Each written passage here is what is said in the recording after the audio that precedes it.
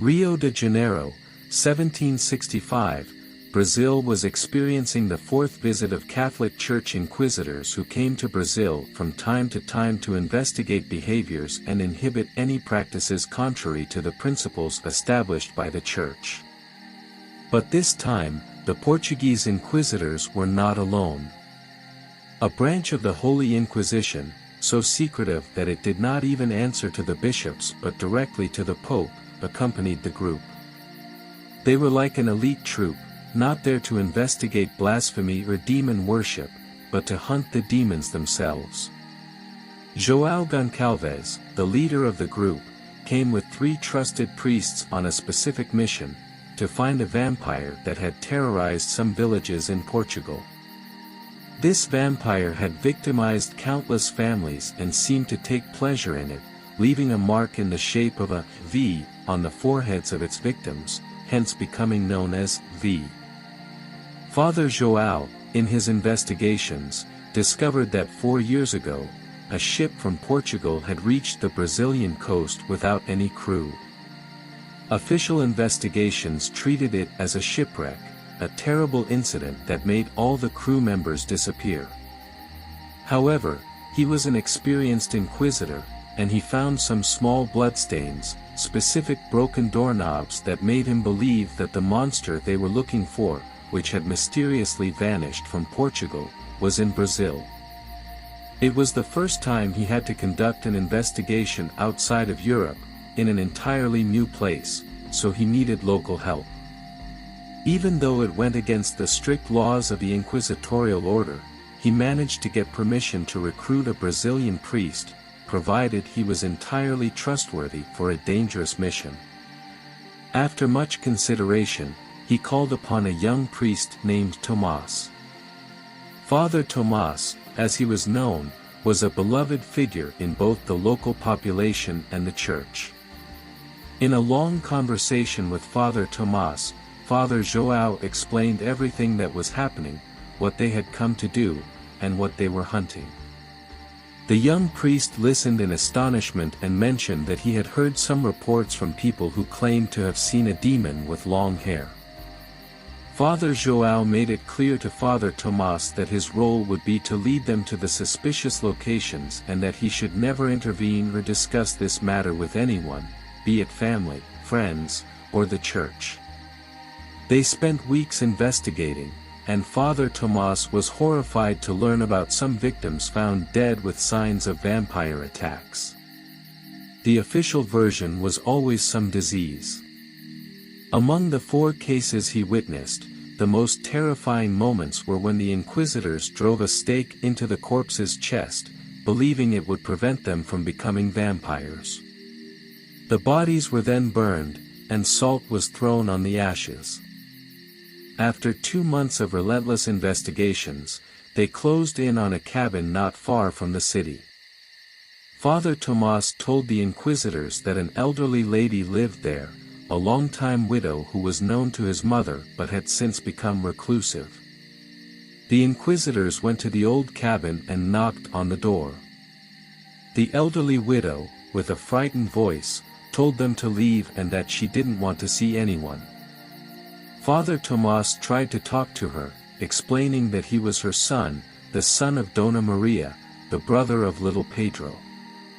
The old widow then began to scream, but in a desperate tone. Father João quickly broke down the door and entered along with the other inquisitors. Father Tomás followed closely, and what they saw was shocking. The elderly widow, with wide, terrified eyes, had a man holding her by the neck. But he didn't look like an ordinary man, he was strange, tall, thin, with long hair, and appeared dirty. Father João and the inquisitors, with crucifixes in hand, drew stakes from their bags and ordered the stranger to release the elderly widow. Finally, the stranger let out a chilling laugh. "João, you truly surprised me," said the vampire. "But tell me, what are you going to do? Are you here for the old lady? She was useful until now, when she disappointed me. It was all a ruse to mislead and keep you away, but in the first failed mission, the vampire squeezed the old widow's neck with such force that the sound of bones breaking was heard. You see how fragile you are, Joel. Just like your father. Despite all his experience, the vampire managed to unsettle Father Joao, who went mad and rushed at the monster. With just one hand, the vampire lifted the priest, threw him against the wall, and the three trusted inquisitors of Joao attacked the vampire with fury. What followed was terrible in the eyes of young Father Tomas. In a matter of seconds, the three inquisitors were torn apart. Father Tomas simply couldn't move his legs as the monster slowly walked toward him. Father Tomas, son of Dona Maria, brother of the little Pedro, what did you think would happen by bringing this bunch here? At that moment, the vampire was hit by a bottle of alcohol that ignited into flames. It was Father Joao, severely injured with a broken arm, making a desperate final move. The vampire let out a horrified scream, glared at the two priests with hatred, and darted like lightning out the window. Father Tomas rushed to Father Joao's aid, who said frantically, "Hurry, go to your house as fast as you can. He'll go there. He did this to my father. Quickly, save your family, get the horses and go." Father Tomas stumbled out in desperation, but when he reached the horses, they were all dead. He ran as fast as he could to his village, where his mother and little brother lived. When he arrived, the door was on the ground. Tomas entered the house with fear of what he might find. At first, everything seemed to be in order. With a stake in one hand and a candle in the other, he entered the bedroom and fell to his knees. On the floor lay his mother, her throat slit, and on the bed, his little brother with a massive chest wound in the shape of a V. Father Tomas wept in despair, and then he heard a sinister laugh from the corner of the room. He lifted the candle and saw the vampire sitting in a chair in the corner. "You really thought you'd catch me? Imprison me? End me? My boy, I was born more than 200 years ago. I was a thief, lived by scams until a stranger I tried to rob held me by the arms and said he wouldn't kill me but would curse me for eternity. And here I am. I was pulling off heists when you weren't even born."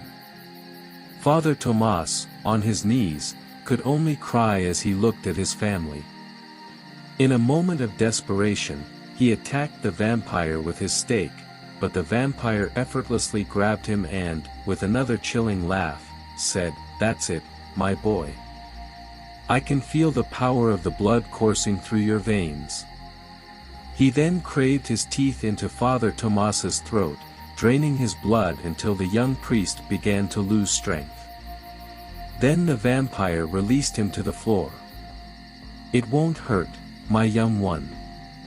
Soon you will see, feel, and live just like me." The vampire then bit his own wrist, allowing blood to flow into Father Tomas's mouth. The young priest, now without strength, watched as the vampire circled him. Within minutes, Father Tomas felt a searing pain in his stomach that spread throughout his body. He writhed on the floor as the vampire looked on, seemingly pleased with his suffering. "That's it, my young one. Fight, but it won't help. You'll suffer the guilt of these deaths for all eternity." Before his body was completely paralyzed, Father Tomas managed to mumble to the vampire, "I will find you." The vampire smiled and said he would be waiting, leaping out the window and disappearing into the darkness. Tomas remained on the ground for hours until he felt his body miraculously strengthened. He got up. The first thing he did was look at himself in a mirror, causing tears to well up in his eyes. His tears were blood, and he saw a cadaverous figure with long fangs and an insatiable thirst for blood and vengeance.